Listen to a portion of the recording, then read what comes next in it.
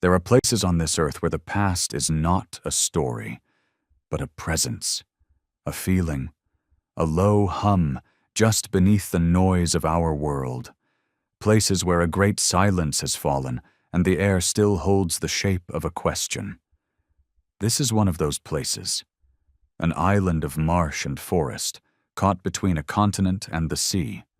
It was here, 400 years ago, that an entire English colony, men, women, and children, stepped off the map of the known world and vanished. They left behind no bodies, no signs of a battle, just an echo, a single, cryptic word carved into the void. To understand what happened to them, we must first understand why they came, and the world of brutal ambition that sent them here. The context: England's New World ambition. Our story begins not with a dream of freedom, but with rivalry. In the late 16th century, the world was a chessboard, and the pieces were set for a game of empires. On one side, there was Spain, dominant, wealthy, and fiercely Catholic. Her galleons, heavy with the silver and gold of the Aztecs and the Incas, ruled the seas. The New World, for all intents and purposes, was a Spanish treasury. On the other side, there was England, a small Protestant island nation led by a queen of remarkable intelligence and ruthless pragmatism, Elizabeth I. England was restless. It was hemmed in by Spanish power, its treasury comparatively bare. To survive, to thrive, England needed to challenge the Spanish monopoly. It needed a foothold in the Americas. This is where our story truly begins, not with a settler, but with a courtier. His name was Sir Walter Raleigh. He was a poet, a soldier, an explorer, and a consummate politician. He was ambitious, charming, and one of the Queen's favorites. He watched Spain's wealth float by, and he saw an opportunity. In 1584, Raleigh secured a patent from Queen Elizabeth. It was a charter granting him the right to discover, search, find out, and view heathen and barbarous lands, not actually possessed of any Christian prince. The language was a direct challenge to Spain. Raleigh's vision was precise. He would go north to the vast, uncharted coastline the Spanish had largely ignored. His plan was to establish a privateering base, a fortified port where English ships could resupply, repair, and, most importantly, lie in wait to intercept the Spanish treasure fleets as they sailed home. It was a brilliant, audacious, and incredibly risky gamble. In April of 1584, Raleigh dispatched his first reconnaissance mission. 2 small ships under the command of Captains Philip Amatus and Arthur Barlow. Their mission was not to build a colony, but simply to find the spot. They landed on a barrier island, likely near what is now Hatteras, and what they found they described as paradise. Arthur Barlow, in his report back to Raleigh, wrote in glowing mythical terms. He described the land as so full of grapes as the very beating and surge of the sea overflowed them, the highest and reddest cedars of the world, in incredible abundance. But more importantly, they met the native inhabitants, the Algonquian-speaking people of the region. Barlow described them as people most gentle, loving, and faithful, void of all guile and treason, such as live after the manner of the Golden Age. This report was, of course, exactly what Raleigh needed to hear. It was part exploration, part sales pitch. The expedition returned to England with 2 souvenirs of this Golden Age, 2 Secatan men named Manteo and Wanchese. They were brought to London, taught English, and became living proof of the wonders of this new land. Raleigh was triumphant. He had his location. He had his proof of friendly locals. He presented his findings to the Queen. She was so pleased, she knighted Raleigh. And in honor of her, the Virgin Queen, this new promising territory was named Virginia. Raleigh's charter gave him 7 years to establish a permanent settlement, or he would lose his claim. The clock was ticking.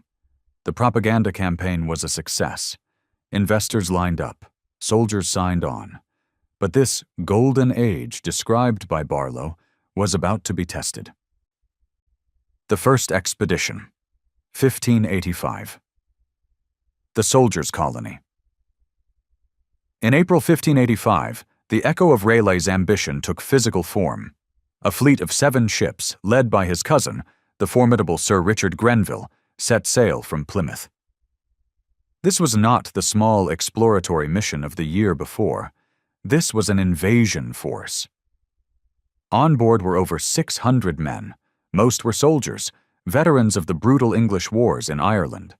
Among them were 2 men who would define the story: Thomas Hariot, a brilliant scientist and ethnographer, and John White, an artist and map-maker whose watercolors would become the only surviving image of this lost world.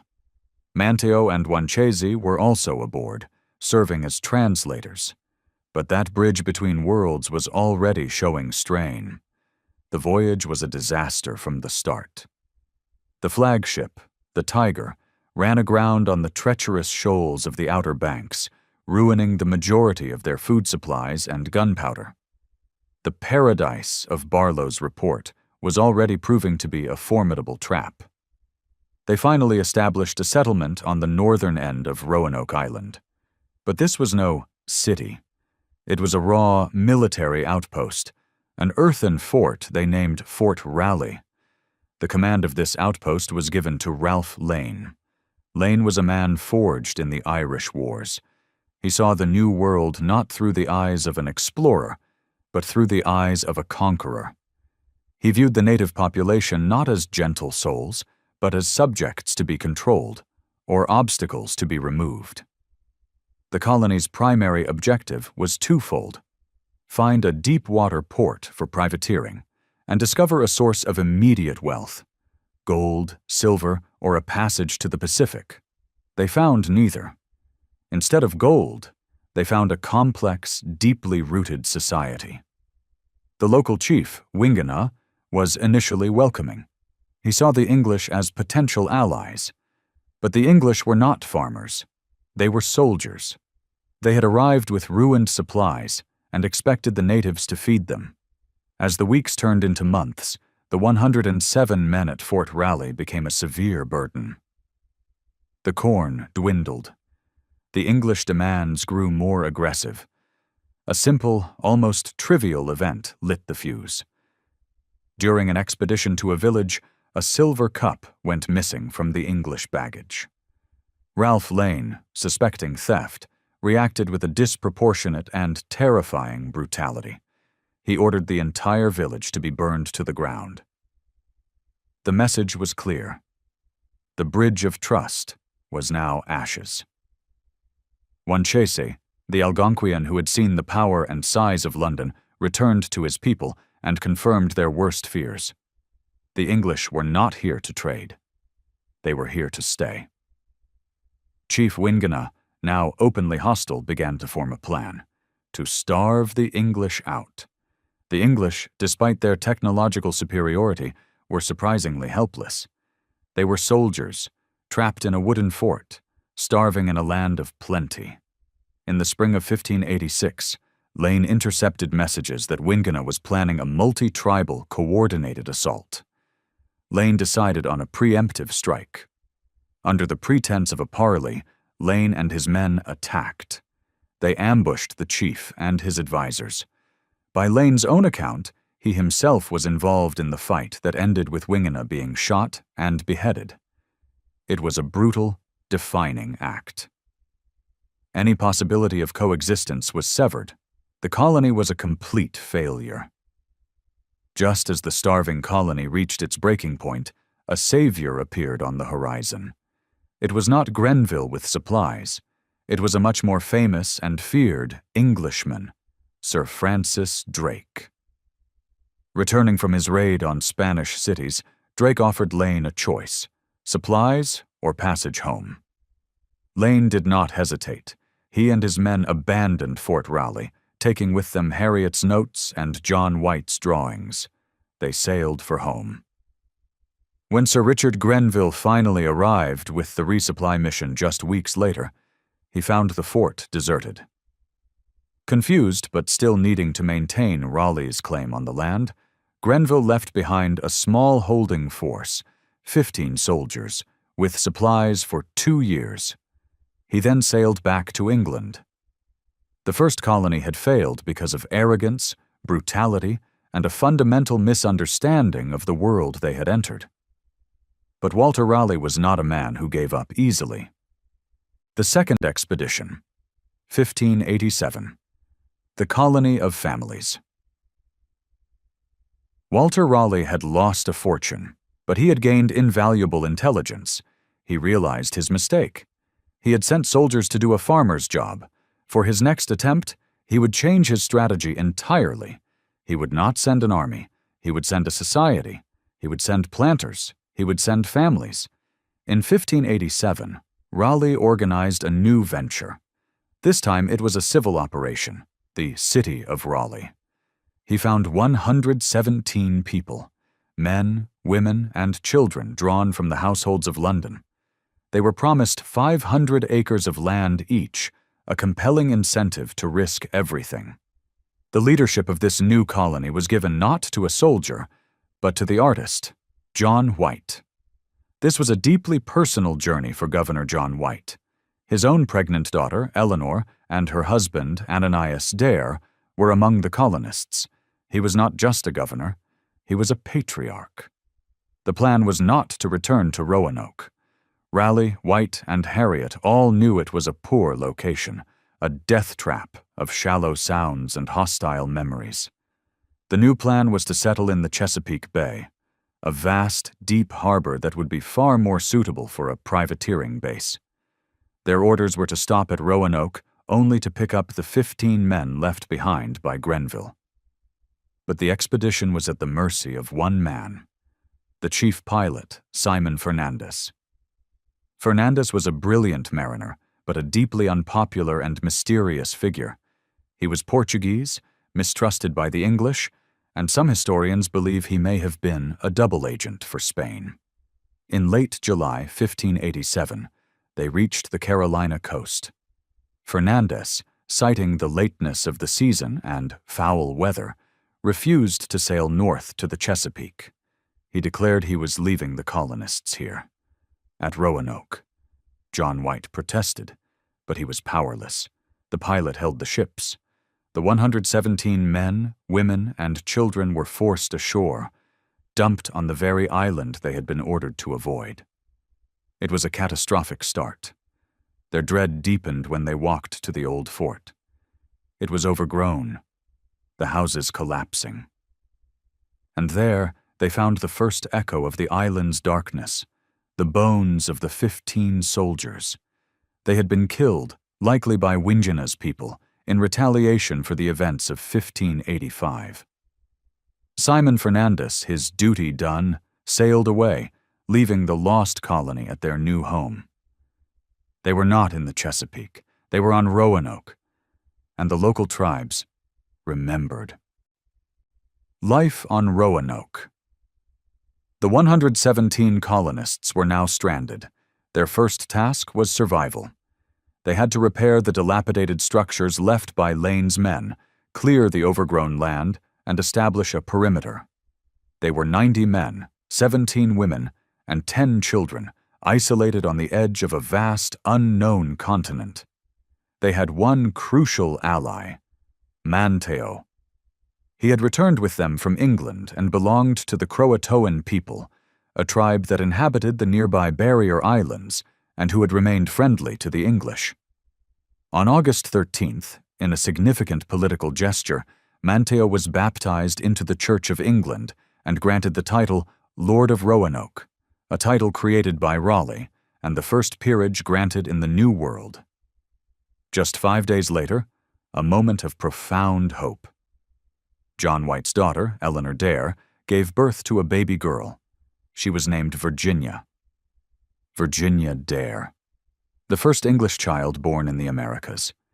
She was a symbol of this new beginning, a tiny, fragile life in a land that was growing more dangerous by the day. The golden age of Barlow's report was a fantasy. The tribes on the mainland, the Secatan, still sought vengeance for the murder of their chief, Wingina.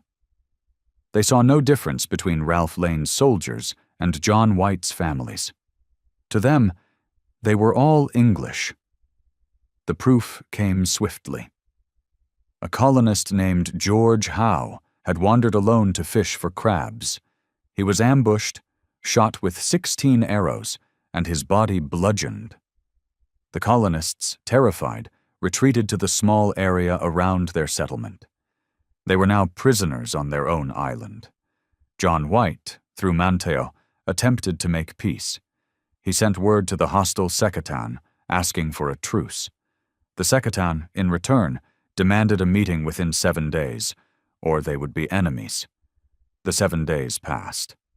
No one came. Believing they were about to be attacked, White decided to launch his own preemptive strike, just as Ralph Lane had done. At night, they attacked the Secatan village of Dasamonkapuk. They opened fire into the darkness, only to discover, in the dim light of their fires, that they had made a horrific mistake. The Secatan warriors had already fled. The village was occupied by the friendly Croatoan, who had come to gather abandoned corn. The English had attacked their only allies. Though Manteo was able to smooth over the unfortunate mistake, the damage was done. The colonists were now in a desperate position. They were low on supplies, winter was approaching, and they were surrounded by enemies on the mainland, and had just accidentally attacked their only friends. They could not survive the winter alone. Foi, the Desperate Voyage. The summer was over. The failed raid had been the final straw.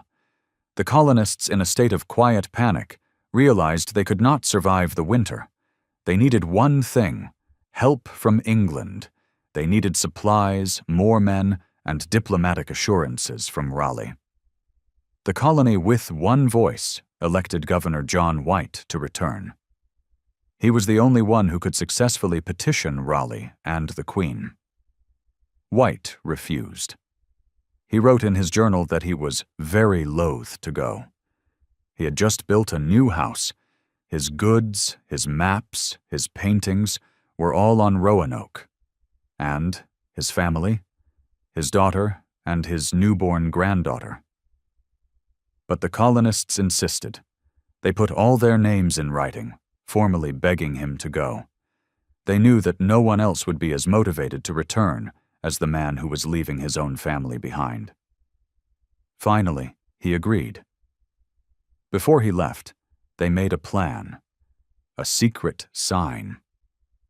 If the colonists had to leave Roanoke, they were to carve their destination into a tree or post. If they were in danger or distress, they were to carve a Maltese cross above the name. A cross meant danger. No cross meant they had left willingly. On August 27, 1587, just 9 days after his granddaughter's birth, John White set sail. The journey home was a nightmare. He was on a flyboat, a small, leaky vessel. They were battered by storms. It took them over 2 months to reach England. He arrived in November 1587 to find a nation in a state of total panic. His small, distant colony was the last thing on anyone's mind. England was preparing for an invasion. King Philip II of Spain, in his fury, was assembling the largest naval fleet in history. An invincible armada was gathering to destroy Queen Elizabeth, to crush Protestant England, and to claim the North Atlantic for Spain. John White had sailed home for help, only to find himself trapped in the path of a global war. The Wall of War. John White arrived in England with a desperate plea. He found a nation on a war footing. All shipping, all resources were being marshaled for the defense of the realm. Queen Elizabeth had issued a general stay on all high seas shipping. No vessel capable of a fight was allowed to leave English waters.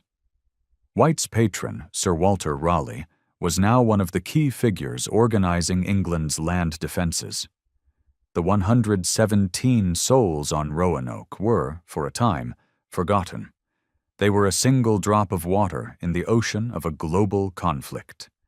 In the summer of 1588, the Invincible Armada arrived. 130 ships, 30,000 men. The fate of England hung in the balance. The battle that raged in the English Channel was a story of fire ships, superior English gunnery, and, ultimately, a Protestant wind, a massive storm that shattered the Spanish fleet. White was frantic. He tried twice to arrange passage back. In the spring of 1588, he managed to get 2 small pinnace ships, but they were woefully unsuited for the Atlantic. They were quickly attacked by pirates, spoiled and ruffled, and limped back to England, defeated. His one chance was gone. 1,588 passed. The Armada was defeated, but the war with Spain was far from over. 1,589 passed. The seas remained a war zone. For John White, the delay was an agony. He was a governor who could not govern, a grandfather who could not know the fate of his child. Finally, in 1590, the war had shifted. English privateers were now hunting Spanish shipping in the Caribbean. White managed to secure passage on a privateering expedition. It was a bargain of desperation. The captains agreed to take him, but only after they had spent the summer hunting for Spanish treasure. For months, John White was forced to sail the West Indies, an unwilling participant in a treasure hunt, while his colony, now 3 years without contact, waited. Finally, in August, the privateers, their holds full of plunder, agreed to make good on their promise. They turned north towards Virginia. It had been 3 long years, 3 years of silence.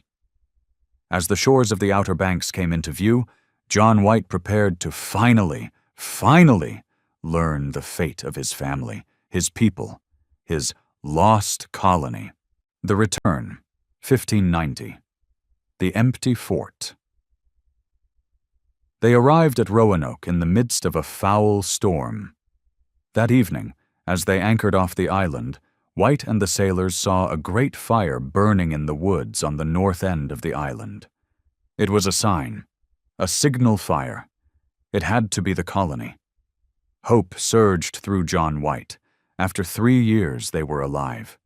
The sailors, in good spirits, began sounding with a trumpet and singing old English folk songs, to the end that their answering us with the like might give us some comfort. There was no answer, only the sound of the wind.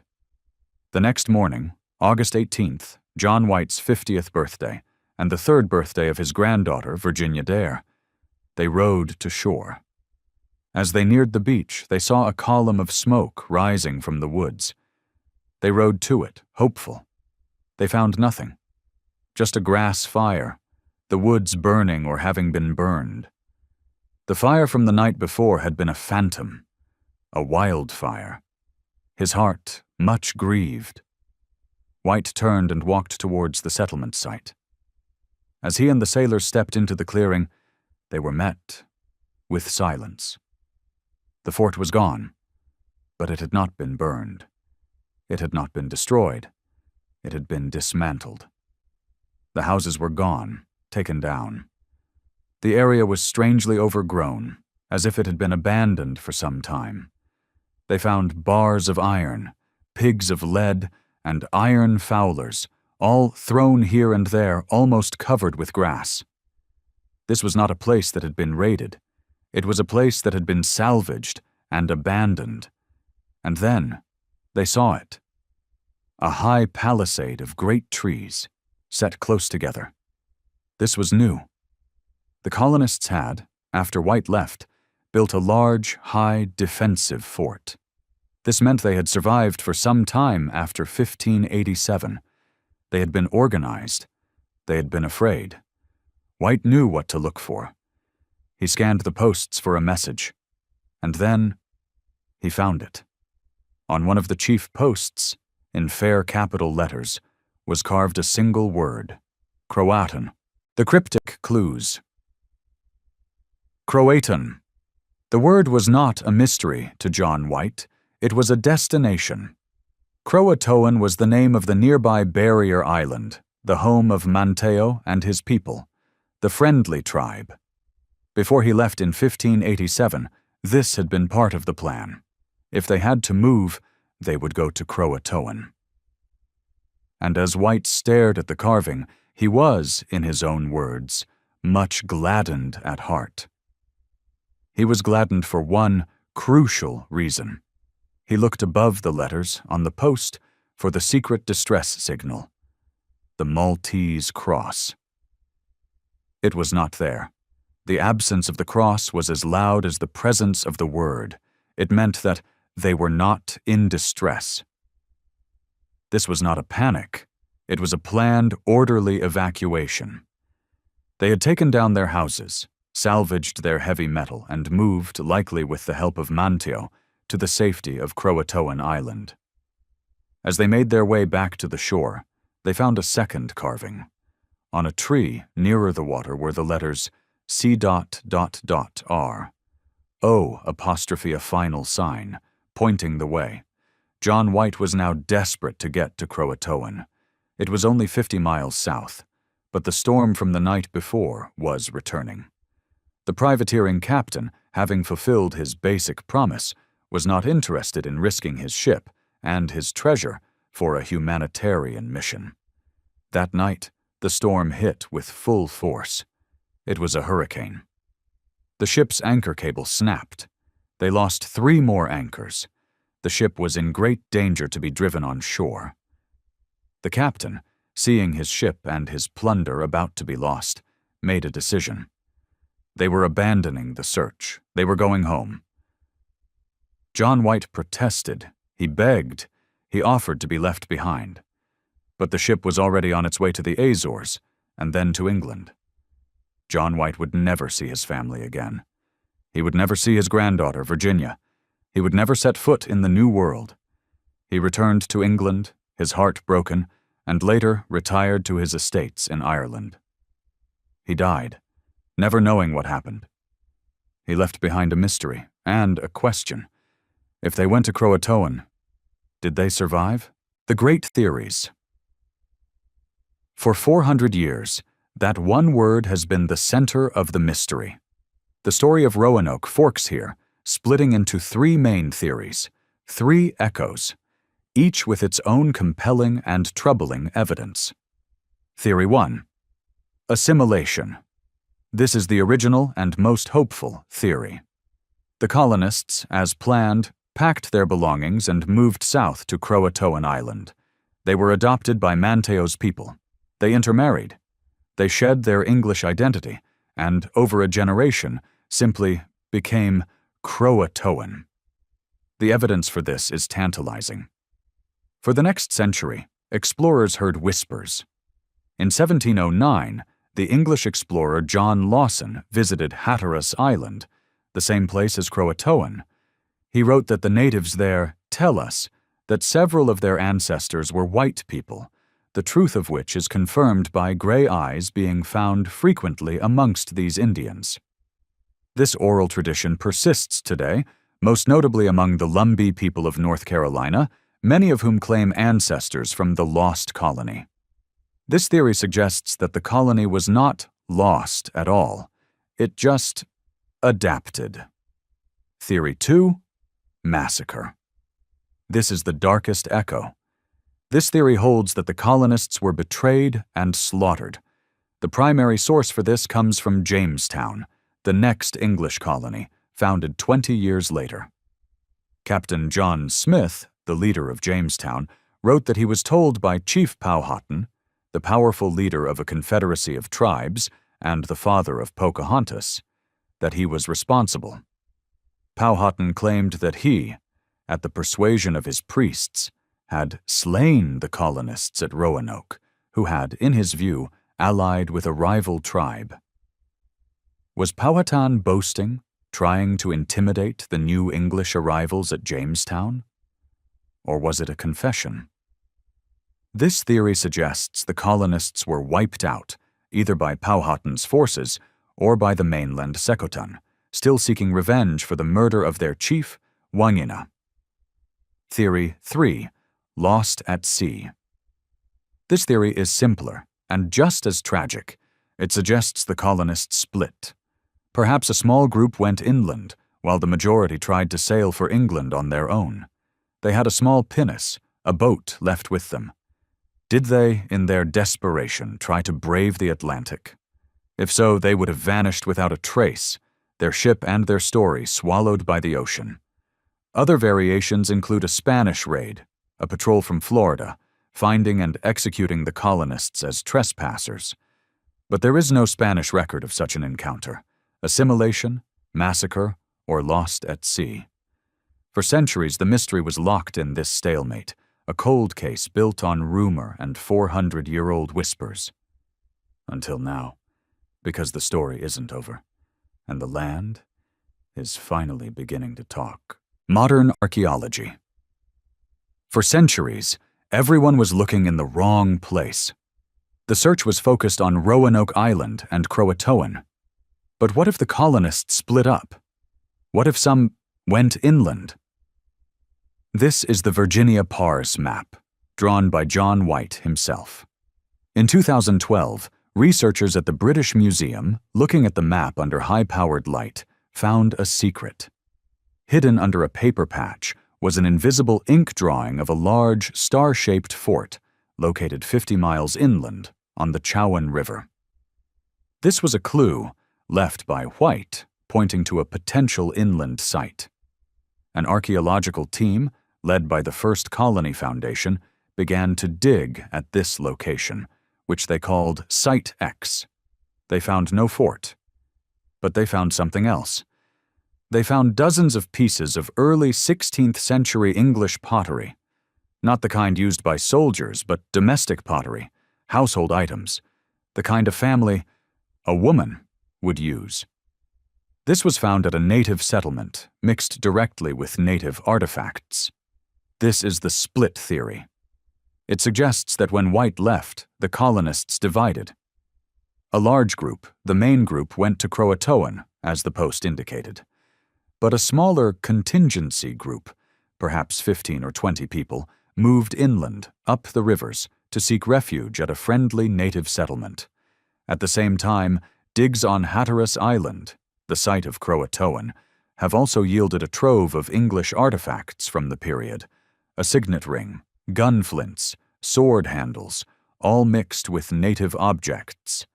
The evidence points to both locations. And then, there is the science.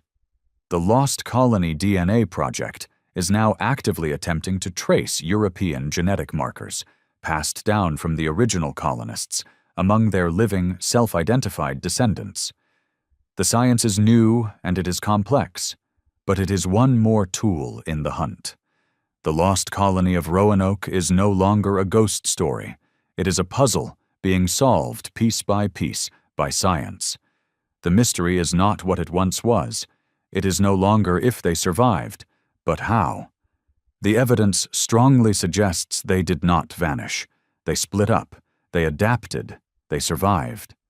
The colonists of Roanoke were not lost in a spectral sense. They were absorbed. The story of Roanoke is not a story of a tragic disappearance. It is perhaps a story of a brutal collision and a quiet, unrecorded integration. The first failed attempt at an English America, which dissolved back into the continent it was trying to conquer. The echoes are not of ghosts, but of survivors. And so, the silence of Roanoke is not truly an empty one. It is an echo, not of a ghostly disappearance, but of a quiet, complex, and unrecorded integration. The story is not one of ghosts, but of survivors, of choices made in desperation, and of a people whose legacy was not lost, but absorbed, dissolved back into the continent they had only just begun to know. This is the past we explore here, at Cultural Echoes, not as a set of cold facts, but as a living story. A whisper that, if we listen closely, still holds wisdom for us today. If you, too, seek a calm retreat for these deep dives into history, I invite you to join our community. Subscribe and ring the bell so you don't miss our next journey. And now, I turn the question to you. What part of the Roanoke story, what single echo, resonates most with you? Was it the ambition of Raleigh, the desperation of John White, or the quiet survival of the colonists? Share your thoughts in the comments below. Thank you for listening. And until next time, be well.